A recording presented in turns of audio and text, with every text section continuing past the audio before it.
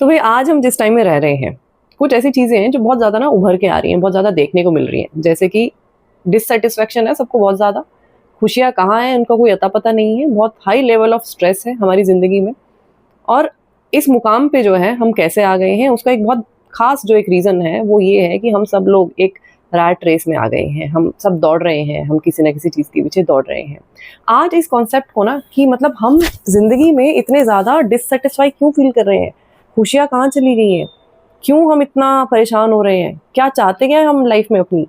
इन सारी चीज़ों के बारे में ना थोड़ी-सी मैं बात करूँगी और इस चीज़ को ना थोड़ा-सा डिटेल में डाइसेक्ट करने की कोशिश करेंगे कि जड़ क्या है इन सारी चीज़ों के पीछे। और इन द एंड इस वीडियो में एक चीज़ तो मैं ज़रूर आपको देके जाऊँगी और वो ये है कि इतना ज़्यादा स्ट्रेस क्यों हो रहा है हमें, खुशियाँ क्यों फ़ील नहीं हो रही हैं, डिससैटिस्फैक्शन क्यों है, कंटेंटमेंट कहाँ गायब हो गया ज़िंदगी में से।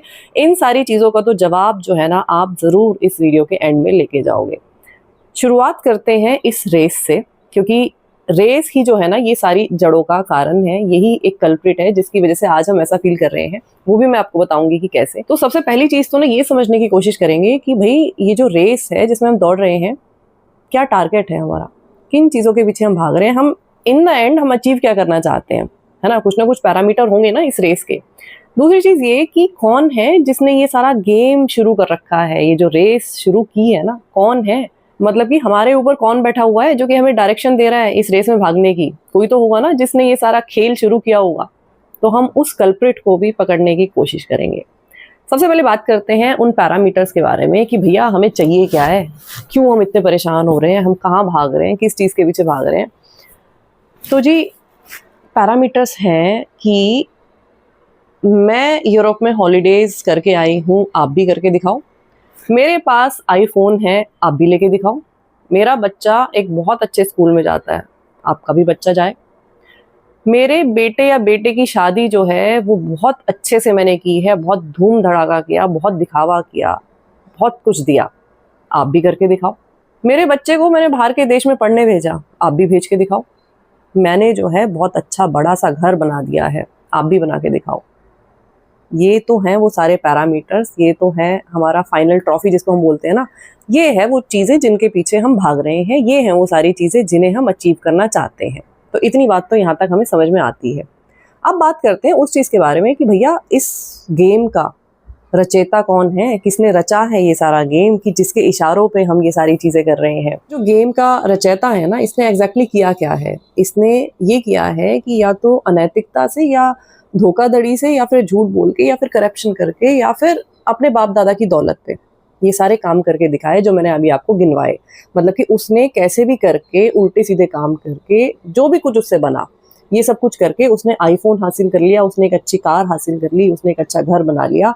और अब वो इंसान जो है वो आपको बोलता है कि भैया देखो मैंने ये सारा कुछ कर दिया है, आप भी करके दिखाओ।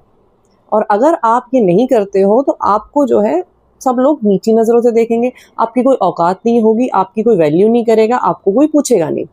तो ये उस एक इंसान ने ये गेम जो है वो रच दिया है। अब हम क्या कर रहे हैं कि हम ये सब कुछ भूल के कि उसने अनैतिकता से ये काम किए हों या उसने भ्रष्टाचार किया हो या उसने बाप दादा की दौलत से ये सब कुछ कर रहा हो, हम जो है आँख बंद करके, आँख पे पट्टी लगा के हम उस इंसान को जो है ना वो सलाम करने लग गए हैं। हमने उसको एक आदर्श मान लिया और हमने क्या किया कि भैया कोई फ़र्क नहीं पड़ता कि धोखाधड़ी की, जो भी कुछ किया, करप्शन किया, कोई फ़र्क नहीं पड़ रहा। लेकिन तुम्हें जो है ना उसके जैसा बन के दिखाना है। अब तुम अगर उसके जैसा बन सकते हो तो ठीक है, अगर तुम उसके जैसा नहीं बन सकते हो तो भैया फिर तुम्हारा कुछ नहीं हो सकता। और इतना ही नहीं है, इसी के साथ-साथ और क्या हो रहा है, एक ऐसा इंसान जो कि कम पैसे कमा रहा है और उन कम पैसों से वो कैसे न कैसे करके अपनी दाल-रोटी कमा रहा है, ठीक है? लेकिन वो ये सारे काम नहीं कर पा रहा, वो इस रेस में शामिल नहीं हो पा रहा या वो चाहता ही ना हो सकता है होना शामिल। तो एक ऐसा इंसान जो कि भ्रष्टाचार नहीं कर रहा है, जो कि नैतिकता से काम कर रहा है, जो कि अपने एक सीधे रास्ते पे चल रहा है, हमने उस इंसान को सोसाइटी से अलग कर दिया क्योंकि हम उस इंसान को वैल्यू नहीं देते। और हम ऐसे इंसान की वैल्यू नहीं कर रहे, हमने ऐसे इंसान को एक नीचा दर्जा दिया हुआ है। हम अपने बच्चों को भी यही बताते हैं कि भैया ये देखो ये है स्टैंडर्ड, इन स्टैंडर्ड को आपको फॉलो करना है, चाहे फिर आपको कोई भी बीमारी हो जाए, आपको दौड़ना है, चाहे भी आपको मेंटल कितना भी स्ट्रेस हो जाए, फिर भी आपको दौड़ना है। चाहे कि आप ये मैनिपुलेशन ना कर पाने की वजह से आपको डिप्रेशन हो जाए, लेकिन फिर भी आपको दौड़ना है, क्योंकि ये स्टैंडर्ड है, ये पैरामीटर हैं जो आपको अचीव करने हैं, चाहे कैसे भी अचीव करो। और अगर आप अचीव नहीं कर पाते हो तो कोई अस्तित्व नहीं है आपका। तो भैया हमने इस पूरे कॉन्सेप्ट को बिना सोचे बिना समझे फॉलो किया, इसको सराहा और इसका पार्ट भी बन गए, और हमें पता भी नहीं है कि हम ये किस गेम में जो है वो फंस चुके हैं, कितनी बुरी तरह से फंस चुके हैं। और यही चीज़ें हम अपने बच्चों के साथ भी कर रहे हैं। मेरी बेटी का जब बर्थडे होता है तो वो हमेशा ये बोलती है, क्योंकि जहाँ पे मैं रहती हूँ वहाँ पे बाकी जितने भी उसके दोस्त हैं बाहर बड़े बड़े होटल्स में उनका बर्थडे जो है वो सेलिब्रेट होता है। मेरी बेटी भी मुझसे जिद करती है कि मैं भी जो है बाहर जाके बर्थडे सेलिब्रेट करूँगी। तो ये बात ना मैंने उसको तब तक समझाई जब तक कि उसको समझ में नहीं आ गई कि मैं क्यों उन लोगों को खुश करूं जिनका तो बर्थडे ही नहीं है। बर्थडे तो तुम्हारा है ना, मैं क्यों ना तुमको भरपूर खुश करूं उस दिन। जो भी चीज़ तुम बोलो मैं क्यों ना वो तुम्हारे लिए करूं। और मेरा जो एम है उस दिन के लिए वो ये है कि मेरी बेटी के चेहरे पे मुस्कान होनी चाहिए, उसको ऐसा लगना चाहिए कि हाँ ये दिन जो है ना ये फिर से कब आएगा मेरी ज़िंदगी में। और मैं क्यों उस पार्टी को होस्ट करूं जहाँ पे सबकी इंटेंशन सिर्फ ये है कि किसने क्या पहना है, कौन कितने अच्छे से अपने आप को प्रेजेंट कर रहा है, या फिर पार्टी में जो है वो कौन किससे आगे रहा या किसकी पार्टी किससे कम रही। और दूसरी तरफ ऐसे भी बहुत सारे लोग हैं जिन्होंने अपनी मेहनत से पैसा कमाया, कुछ गलत काम नहीं किए, मेहनत की, सब कुछ किया ज़िंदगी में, लेकिन फिर भी वो एक मिनिमलिस्टिक लाइफस्टाइल जो है जीना प्रेफर करते हैं। बहुत सारे लोग हैं, लेट रतन टाटा, APJ अब्दुल कलाम, बाहर की कंट्री में चले जाओ टॉम हैंक्स, बहुत एक सिंपल लाइफ जीते हैं। ठीक है, जिस कंपनी में मैं काम करती थी बहुत साल पहले, एक IT की कंपनी, उसके जो मालिक थे वो साइकिल पे आते थे।